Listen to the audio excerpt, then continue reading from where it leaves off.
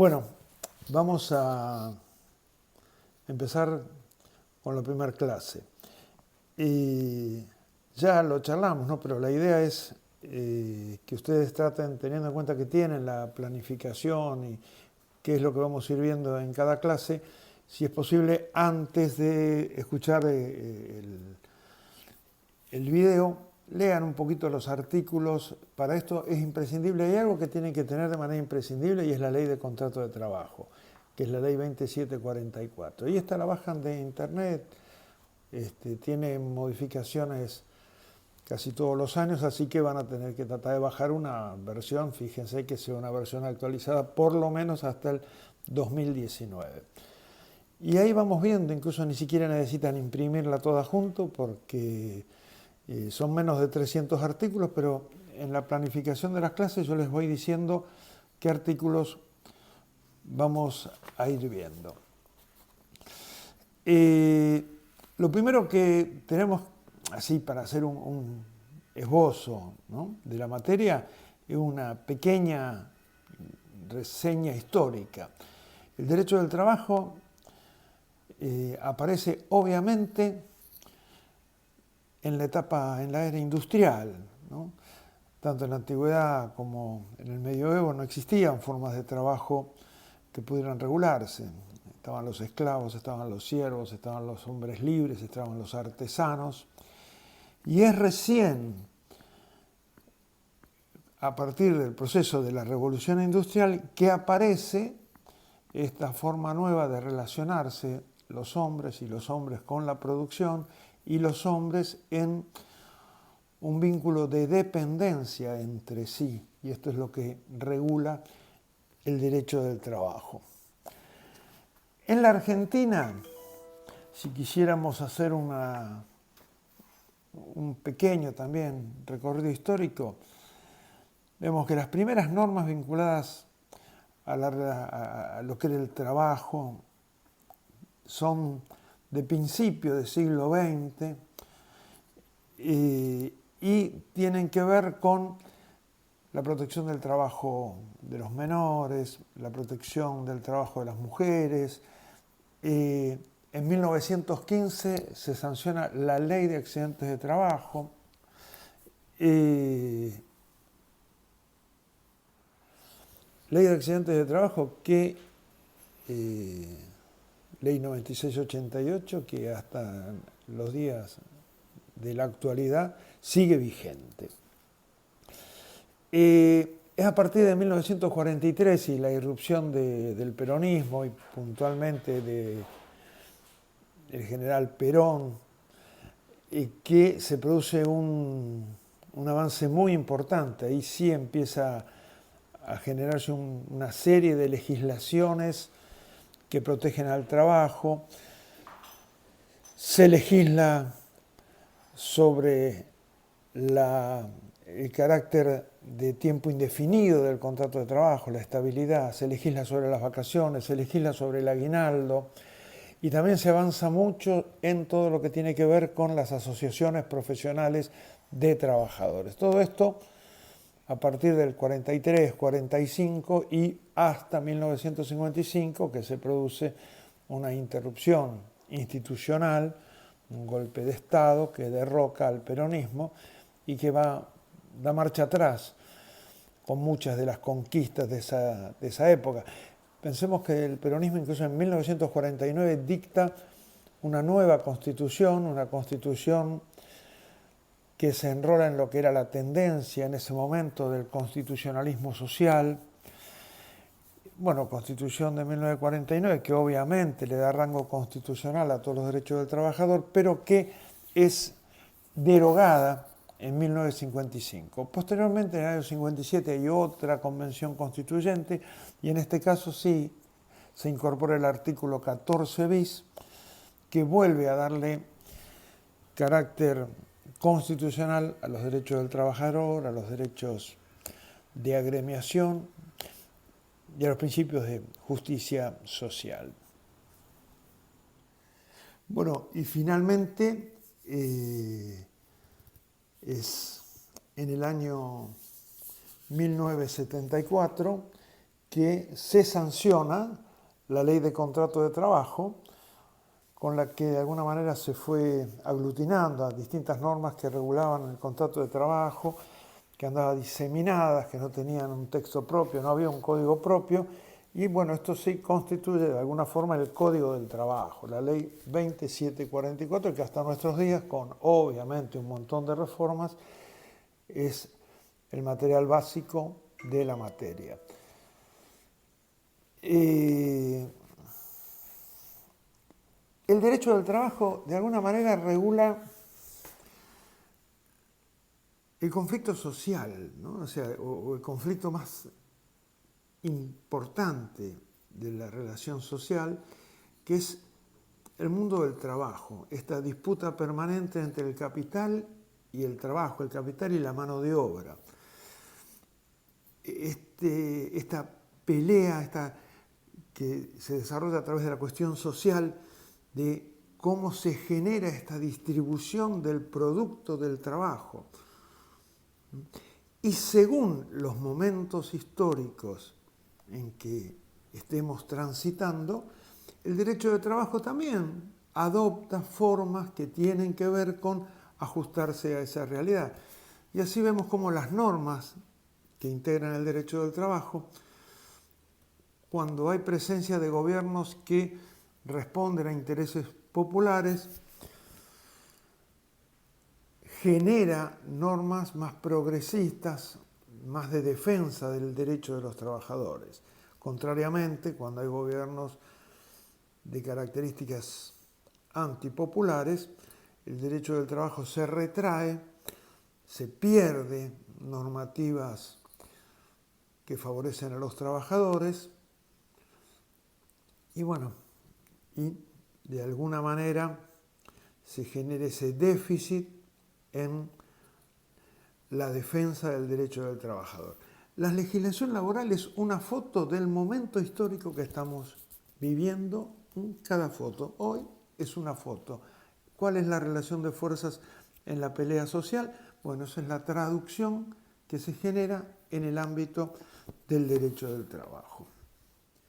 Bueno, en este punto tenemos que definir de alguna manera qué es el trabajo humano. Que el trabajo humano en realidad es toda actividad realizada por el hombre que produce bienes o servicios. O sea, es la actividad que realiza el hombre transformando. Transforma, genera, produce bienes o servicios. Para el derecho del trabajo, esa misma actividad la regula el derecho del trabajo cuando esta actividad es lícita, es onerosa y es prestada para otro, en relación de dependencia. Ese es el punto. Entonces, el trabajo humano para el derecho del trabajo es toda actividad lícita realizada con una finalidad onerosa y a favor de un tercero.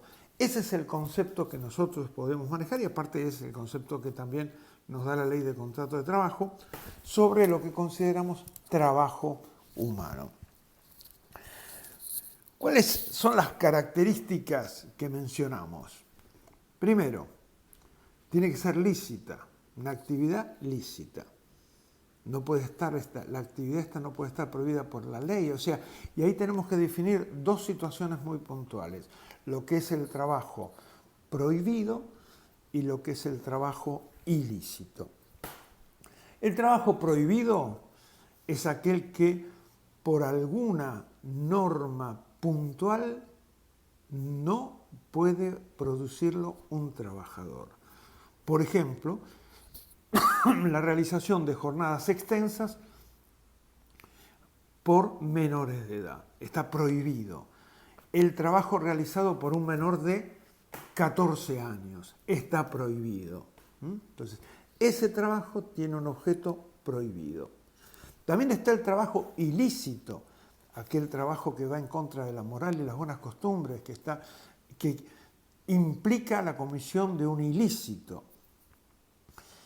La diferencia que tenemos que tener en cuenta con relación al trabajo prohibido y al trabajo ilícito es que el trabajo prohibido, si bien el objeto está prohibido, el trabajador, de alguna manera afectado, porque está de alguna forma está siendo obligado a realizar una actividad que está prohibida, el trabajador tiene derecho a reclamar aquellas prestaciones que le correspondan en función de ese contrato, aunque tiene un objeto prohibido. Y obviamente quien no puede hacer ningún tipo de reclamo es el empleador, quien está abusando de la figura y está utilizando la figura del trabajo, un trabajo prohibido. En el caso del trabajo ilícito, el contrato es nulo. Ninguna de las partes puede hacer reclamo del ejercicio de derechos en función de ese contrato. Contrato de trabajo nulo. El objeto, entonces, dijimos, debe ser lícito. El contrato tiene que ser oneroso. ¿Esto qué quiere decir? Que tiene que haber una contraprestación. Así es que la ley excluye la posibilidad de que exista contrato de trabajo cuando se da la figura del contrato benévolo, cuando se da la figura de un trabajo por voluntariado, la figura de el trabajo de padres a hijos, que también está excluido del contrato de trabajo, siempre y cuando estamos hablando de hijos que estén bajo la potestad de sus padres, o sea, hijos menores. En esos casos, el contrato de trabajo está excluido. ¿Por qué? Porque le desaparece el elemento de onerosidad, que es condición de su existencia. Y el tercer elemento que mencionamos era la subordinación, era este concepto del trabajo en relación de dependencia. Hay alguien que se incorpora a una unidad de producción que le es ajena a una empresa, que conduce otro, este concepto de ajenidad, o sea, yo me incorporo a una empresa que me es ajena, que no manejo, que no conduzco, al contrario, me conducen. Y también estoy ajeno al riesgo, porque el resultado económico de mi producto, que puede ser mucho o poco, ese resultado le corresponde al empresario. Yo no voy en el riesgo, no tengo riesgo, soy ajeno a ese riesgo. La subordinación tiene tres formas de expresarse, este concepto de que el contrato de trabajo, el trabajador está en relación de dependencia. Hay una subordinación jurídica, hay una subordinación técnica y hay una subordinación económica. ¿Por qué decimos que hay subordinación jurídica? Porque el trabajador está insertado en una estructura que la organizó y fijó las reglas de cómo va a funcionar y mantiene un régimen disciplinario para el cumplimiento de esas reglas, el empleador. El empleador puede sancionar, establecer un mecanismo, una reglamentación para sancionar. Hay una dependencia jurídica. El trabajador debe obedecer, obviamente, en el marco de las garantías que te da la misma ley del contrato de trabajo, pero el trabajador es obligado a obedecer a las directivas del empleador. Hay subordinación jurídica. Hay subordinación técnica, porque es el empleador el que define técnicamente cómo se realiza la tarea. Más allá de que pueda haber algunos contratos de trabajo con personal especialmente calificado, donde esta subordinación técnica se diluye un poquito, porque es el trabajador el que está contratado a partir de esa capacitación técnica, justamente para hacer uso de ella, para aprovecharla. Pero siempre, en última instancia, hay subordinación técnica porque es el empleador, es el patrón, quien va a determinar técnicamente cómo se hace el trabajo. Y la última subordinación es la subordinación económica. ¿Por qué? Y porque el trabajador depende económicamente de aquel que le da trabajo. Va a depender su sustento, su manutención va a surgir a partir de el sueldo, la remuneración que tenga desempeñándose a las órdenes de ese empleador. Bueno, un concepto que me interesaba remarcar con relación a cómo podríamos definir el contrato de trabajo. Hablamos de la subordinación, hablamos de la onerosidad, hablamos de la ajenidad. Y hay una característica que es clave. El contrato de trabajo es un contrato intuito personae, donde no se puede cambiar al sujeto, en este caso al sujeto trabajador, de ninguna manera. Si nos encontramos ante una figura contractual donde el trabajador puede modificar su presencia y, por ejemplo, por decir algo, alguien que contrata, un ejemplo que se da bastante, alguien que contrata un transporte, un vehículo de transporte, obviamente, con alguien que lo maneja, si esa persona es contratada con su vehículo, pero está reglamentada, le hacen cumplir horarios, la sancionan, está ajeno al riesgo de la carga, más allá de que sea una persona que va con un vehículo propio, es un trabajador en relación de dependencia. Ahora, si esa misma situación se da con una persona que lleva su vehículo, va a trabajar, obviamente le van a dar un recorrido, pero de alguna manera dispone cómo organiza su recorrido.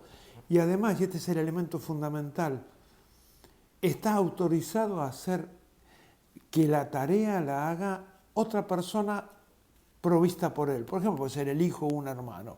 Entonces yo contraté y esta persona un día dice, mire que yo mañana no voy, va a ir mi hijo a manejar el camión. Desaparece esa característica personalísima del contrato de trabajo y eso no es un contrato de trabajo en relación de dependencia. Eso es un contrato de locación de servicio. Es un contrato autónomo. Sale de la esfera del contrato de trabajo. La ley de contrato de trabajo, en el artículo 21, nos define al contrato de trabajo.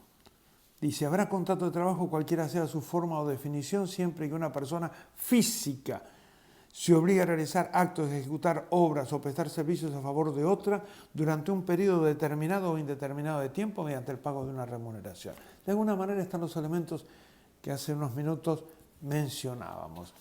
Pero hay 2 o 3 elementos que incorpora que los tenemos que tener en cuenta. Primero, una de las partes del contrato de trabajo, el trabajador inexorablemente tiene que ser una persona física. En cambio, el empleador puede ser una persona física o puede ser un sujeto de derecho, una persona jurídica, una sociedad. Puede serlo, pero del lado del trabajador siempre es una persona física. El contrato de trabajo puede ser por tiempo determinado o por tiempo indeterminado. Hay contratos de trabajo a plazo fijo, pero lo que se presume es que es por tiempo indeterminado, salvo que haya algún elemento que nos permita determinar que se trata de otra característica de contrato. Y también, bueno, la característica esta de que es por el pago de una remuneración. Hay una figura que también tenemos que tenerla presente, que es la figura del socio empleado. Dijimos que hay una persona física y que puede haber una sociedad. Bien, puede ser que un socio, uno de los integrantes de esa persona jurídica, uno de los integrantes de esa sociedad, también sea trabajador en relación de dependencia de la empresa. Es el socio empleado. Está admitido por la ley y de hecho se da. Entonces puede suceder que además de ser socio y formar parte de la persona jurídica de la sociedad empleadora, que esa misma persona trabaje en relación de dependencia para esa sociedad. En principio, estaríamos completando estos temas de lo que vamos a definir como la primera clase. Lo que yo les recomiendo es que relean los primeros artículos de la Ley de Contrato de Trabajo, fundamentalmente la parte que cuando la relean se encuentren con que vamos a estar hablando de estas figuras y donde encuentren alguna duda, algo que no se comprenda, por favor, vamos a empezar este mecanismo hoy mismo. Si bien yo esto lo estoy grabando antes, se supone que lo van a estar viendo a partir de mañana, viernes, desde las 8:30 de la mañana o las 8, no sé cómo funciona el sistema. Y a partir de ahí vamos a estar conectados y ustedes me van a poder hacer las preguntas que crean con relación a estos temas y yo se las voy a contestar. Además, les voy a hacer llegar para que todos hagan un pequeño trabajo práctico que me lo van a tener que remitir y con ese trabajo práctico, tal como ya les había explicado, yo les voy a, al recibir el trabajo práctico, les voy a poner el presente por la clase de hoy. Bueno, muchas gracias. Seguimos en comunicación.